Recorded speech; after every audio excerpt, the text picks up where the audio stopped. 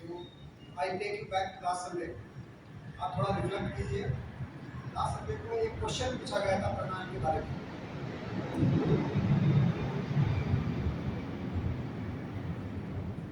Question था कि हमको प्राणायाम कितने बार करने चाहिए। तो अगर आपको ध्यान हो, हंसा जी ने उसका जवाब दिया था कि प्राणायाम ज़्यादा नहीं करने चाहिए, कि हमको अपना ब्रीदिंग सिस्टम, रेस्पिरेटरी सिस्टम को डिस्टर्ब नहीं करना चाहिए। तो एक लिमिट है प्राणायाम की। तो आज मैं उसी टॉपिक पे थोड़ा सा एक्सपीरियंस अपना शेयर करूँगा। पहली बात तो यह है कि जब हम प्राणायाम करते हैं, तो अभी एक अच्छा सा एग्जाम्पल था आपके सामने बैलून का। बैलून में आप हवा भरिए, उसको निकाल लीजिए, इनहेल एक्सहेल। एक बैलून लीजिए, आप कितने बार उसमें हवा भर सकते हैं आप। You can try this experiment at home. आप देखिए, एक बैलून लीजिए और उसमें हवा भरिए, निकालिए, उसकी एक लाइफ होगी 10 टाइम्स 20 टाइम्स। उसके बाद अगर आप उसमें हवा भरेंगे तो बैलून बस्ट हो जाएगा। Same way our body is like a balloon.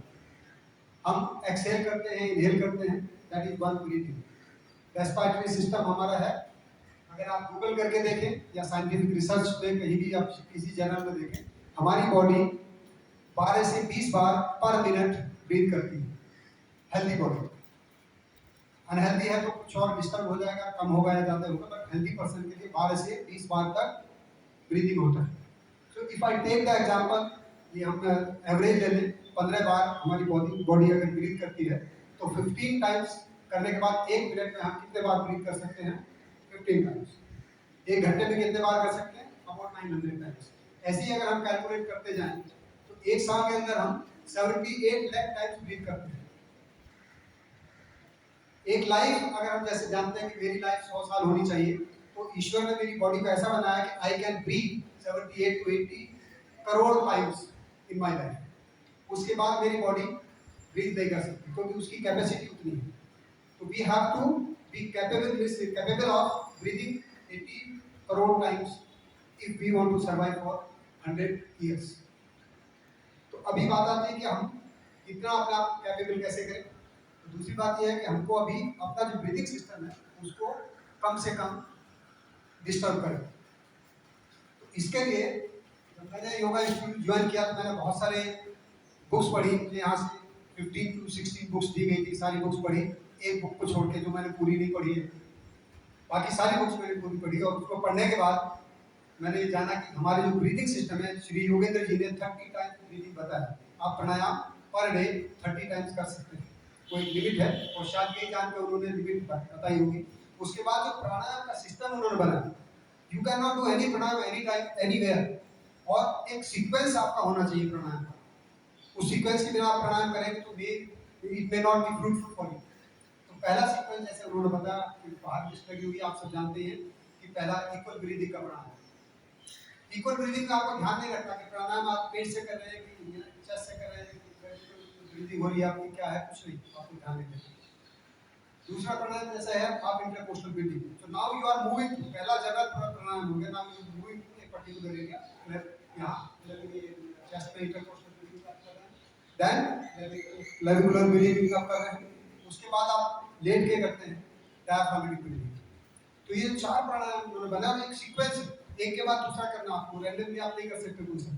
तो बड़े सोच समझ के बहुत रिसर्च करने के बाद में ये सीक्वेंस बना, और उस सीक्वेंस का जो मुझे एक्सपीरियंस हुआ, जो मुझे फायदा हुआ है, मैं आपको शेयर कर रहा हूँ। तो ये 4 प्राणायाम मैं समझता हूँ कि जैसे आसन होते हैं कल्चरल आसन, तो ऐसे ये 4 प्राणायाम आपके कल्चरल प्राणायाम हो गए, जो आपकी बॉडी को कल्चर करेंगे and make it possible that you can do next set of 4 प्राणायाम्स। अगला सेट क्या है? आप शून्य करते हैं। अब मैं यहाँ देख रहा हूँ आप में से सब बैठते हैं, मैं भी ऐसे बैठता हूँ। तो जब हम बैठते हैं तो बैठते टाइम हमारी बैक राउंड हो जाती है। जैसे मैं जनरली बैठता हूँ तो मैं कैसे बैठता हूँ? सुखासन में बैठ, my back is like this, round back है। मोस्टली आप देखिए, अपने आप को एक्सपीरियंस करिए, आप में से बहुत सारे लोग ऐसे बैठते हैं कि बैक राउंड होती है। ये जो प्राणायाम, 5वां प्राणायाम शून्य प्राणायाम, इसमें आपको पूरी हवा को बाहर निकाल देना है, आप सब जानते हैं। और जो मैं अपना एक्सपीरियंस आपको बता रहा हूँ, पूरी हवा बाहर निकाल के, आपको पूरे एयर को बाहर निकाल के, you have to make your spine straight, and then stomach का क्या करें? You have to take your stomach towards your spine. Air between the stomach and spine should be reduced. जितना मिनिमम गैप आप बिल्कुल तो लगा नहीं सकते, बिकॉज इंटेस्टाइन है बीच में, बिल्कुल आप टच तो नहीं कर सकते, but you have to make it कि आपका gap between the stomach and the spine should be minimum. तो जब आप गैप को मिनिमम करेंगे,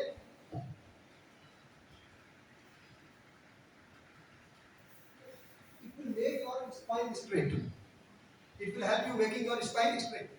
तो ये पहला आपका 4 प्राणायाम के बाद पहला प्राणायाम ऐसा होगा जिसमें आपको स्पाइन को स्ट्रेट करने में आपकी मदद की।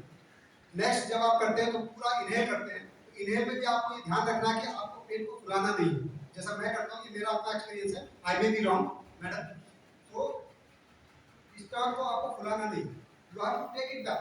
इनहेल कर रहे हैं, स्टमक को बिल्कुल पैरेलल टू द स्पाइन रखिए and expand your body towards and erect your spine. उसके बाद जो प्राणायाम नेक्स्ट आता है उसमें आप रिटेन करते हैं एयर। अभी इसमें तो आपने इनहेल किया, छोड़ दिया, then you retain. Retain means 5 second के लिए आप रिटेन करिए, फिर 10 सेकंड के लिए, which makes you make a practice कि आप एकदम से नहीं कर सकते। 5 सेकंड करिए पहले दिन, दूसरे दिन 6 सेकंड करिए, ऐसे ऐसे करके। जैसे मैं प्रैक्टिस करता हूं, I can hold breath about 30 second और 35 second, that is my practice. So I will not say that you start with 30 seconds, 35 seconds, you start with 5 seconds. Even if you can hold only for 2 seconds, then it is better 2 seconds से start करिए, retain करते हैं, okay. उसके बाद में next प्राणायाम कौन सा है? रिटेंशन के बाद कुंभक करते हैं, पूरी एयर को बाहर निकालते हैं। देन प्रोलॉन्ग ब्रीदिंग आप करते हैं, एक्सहेल करते हैं। तो एक्सहेल करने में भी आपको क्या करना है कि आप इनहेल कर रहे हैं और एक्सहेल कर रहे हैं फॉर लॉन्गर टाइम। 5 सेकंड के लिए इनहेल करिए, then air को रोकिए बीच में, and then you exhale for 20 seconds, slow exhale, so that will give you strength enough to erect your spine। तो जब ये 4 सेट ऑफ प्राणायाम है, नेक्स्ट जो है ये करेंगे, आपकी पूरी स्पाइन स्ट्रेट हो जाएगी and you will not feel any burden on your body, you will feel comfortable अगर आप बैठ के करेंगे। then 9th प्राणायाम comes अनुलोम विलोम। तो अनुलोम विलोम स्टार्टिंग में नहीं रखा हुआ मुझे, ही न्यू कि मुझे क्या करना। पहली बात ये है कि हमारी बॉडी को, हाउस होल्डर की बॉडी को ऐसा बनाना प्राणायाम के जरिए कि हमारी बॉडी सीधी इरेक्ट हो सके, स्पाइन इरेक्ट हो सके, एंड देन वी डू अनुलोम विलोम। अनुलोम विलोम करते हैं, आप जानते हैं कि क्या क्या करना उसमें। Basic thing is when you are sitting in any abnormal position, some part of the body are getting abnormal pressure। if you are one part here, you are sitting bending like this, so both part of that organ is having more pressure, upper part is having less pressure।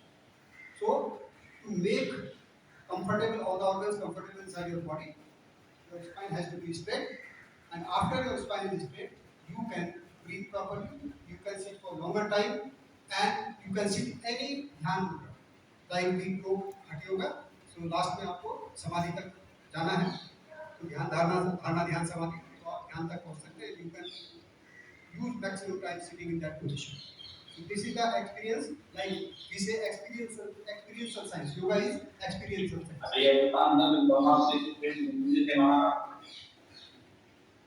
yoga is experiential science। so what we have to do, we have to experience। in this yoga institute, all the teachers will come, will teach you something, they will teach you many points where you have to do many things, you have to experience। until unless you experience the thing, you will not be good in yoga। so that is my experience, that I have experienced this thing। these pranayams Yogendra ji has done in a sequential way। पहला प्राणायाम कौन सा होना चाहिए, दूसरा कौन सा होना चाहिए, और 9th प्राणायाम कौन सा होना चाहिए। so this is my experience। I thank you very much।